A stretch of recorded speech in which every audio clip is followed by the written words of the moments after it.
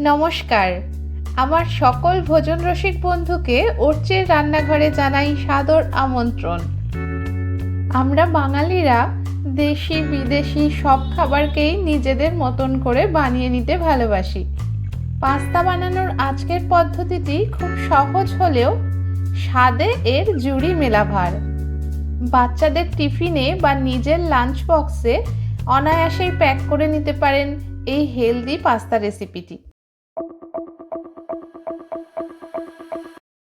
Pasta বানানোর জন্য আমি প্রথমেই গ্যাসের ফ্লেমটা অন করে দিয়ে বসিয়ে দিয়েছি কিছুটা জল। এখানে আমি 3 কাপ মতন জল নিয়েছি আর পাস্তা নিয়েছি 250 গ্রাম। আমি এখানে স্প্রিং পাস্তা ব্যবহার করেছি, আপনারা যে কোনো পাস্তা ব্যবহার করতে পারেন। আর নিয়েছি কিছু সবজি। এবার জলটা ফুটে উঠলে আমি এই ফোটা জলের মধ্যে দিয়ে দেব কয়েক ড্রপ সাদা তেল।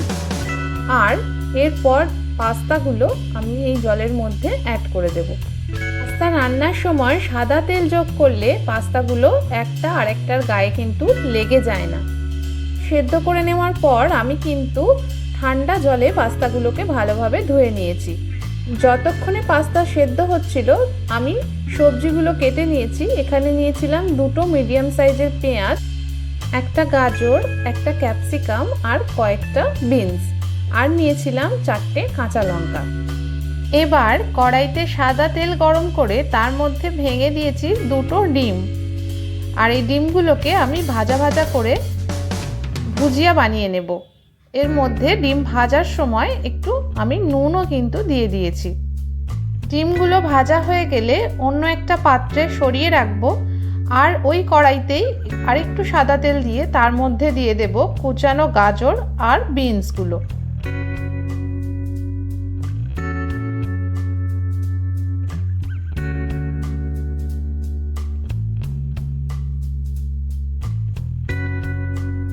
গাজর আর বিনসটা যতক্ষণে ভাজা হচ্ছে ততক্ষণে আমি এর মধ্যে দিয়ে দিচ্ছি সামান্য একটু নুন আর একটু হলুদ গুঁড়ো। যদিও পাস্তাতে হলুদ দেওয়ার খুব একটা চল নেই, কিন্তু ওই যে বললাম আমরা তো বাঙালি, সব কিছুকে নিজেদের মতন করেই বানিয়ে নেই। এবার গাজর আর বিনসটার উপরে আর একটা ঢাকনা চাপা দিয়ে কিছুক্ষণ অপেক্ষা করব যাতে এগুলো ভালোভাবে সেদ্ধ হয়ে যায়।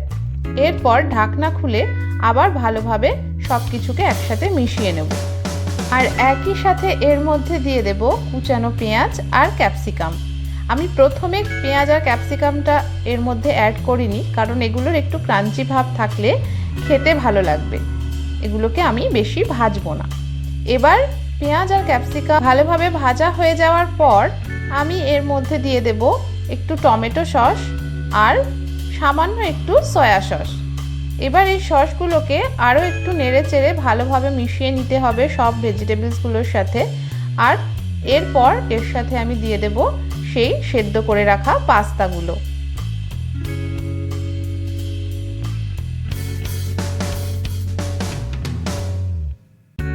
সব কিছুকে একসাথে খুব ভালোভাবে নেড়েচেড়ে মিশিয়ে নিতে হবে।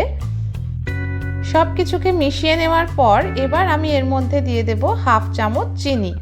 চিনিটা আপনার অপশনাল, চাইলে নাও দিতে পারেন, তবে আমি একটু চিনি যোগ করছি কারণ এটাতে টেস্টটা আর একটু ভালো হয়। আর আমার টমেটো সসটা একটু মনে হচ্ছিল যেন কম, তাই জন্য আমি আরও একটু টমেটো সস এখানে এর সাথে অ্যাড করেছি। এবার চিনিটা গলে যাওয়া পর্যন্ত আমাদের সব কিছুকে একসাথে ভালোভাবে মিশিয়ে নিতে হবে। অনেকক্ষণ ধরে নেড়েচেড়ে আমরা এটাকে একটু ভাজা ভাজা করে নেব। এবার আমি এর মধ্যে দিয়ে দিচ্ছি ভেজে রাখা ডিমগুলো। ডিমগুলো দিয়েও পাস্তার সাথে ভালোভাবে নেড়েচেড়ে মিশিয়ে নিতে হবে। পাস্তাটা আমাদের প্রায় রেডি। এবার এর উপরে আমি ওপর থেকে ছড়িয়ে দেব একটু অরিগ্যানো। আপনারা চাইলে অরিগ্যানো নাও দিতে পারেন, তবে দিলে পাস্তার স্বাদটা খুব ভালো আসে, একটা দারুণ ফ্লেভার অ্যাড হয়। এতে আর কিছুই দেব না। দেখুন তৈরি হয়ে গেল কত সহজে আমাদের এগ পাস্তা। ব্যস্ত সকালে এরকম একটা পাস্তা রেসিপি কিন্তু আপনারা ট্রাই করতেই পারেন। আর সব শেষে আমি একটু কুচনো কাঁচা লঙ্কা এর ওপর থেকে ছড়িয়ে দিচ্ছি। আশা করি আজকের রেসিপিটি আপনাদের ভালো লেগেছে। যদি রেসিপিটি ভালো লেগে থাকে তাহলে লাইক, শেয়ার আর সাবস্ক্রাইব করতে ভুলবেন না। পাশে থাকা বেল আইকনটিকেও অবশ্যই প্রেস করে দেবেন। তাহলে আজকের মতো বিদায় নিচ্ছি। দেখা হচ্ছে আবার সামনের কোনো দিনে নতুন কোনো রান্না নিয়ে।